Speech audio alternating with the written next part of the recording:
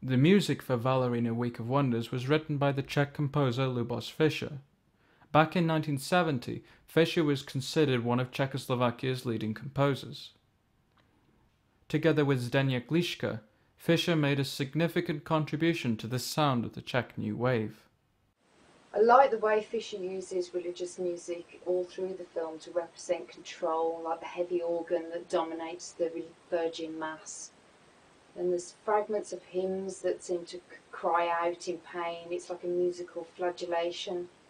There's very much a sense of music as punishment. Grandmother tells Valerie, go practice your minor scales. And the soundtrack is this prayer list of saints whispered over sombre vocal monotones. And it really is like a guilty apology for sexual desire in musical form.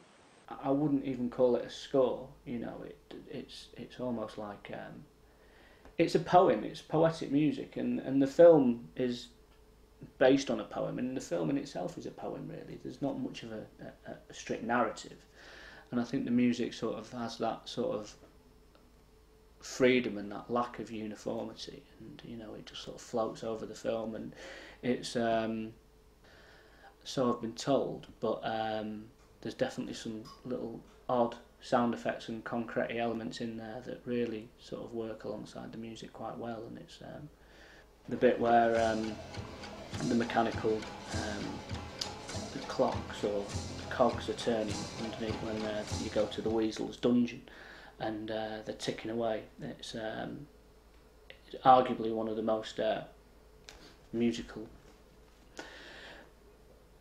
bits of non-music that I've ever seen in film. And the motif, obviously, the recurring motif of Valerie's earrings, the little signature. I think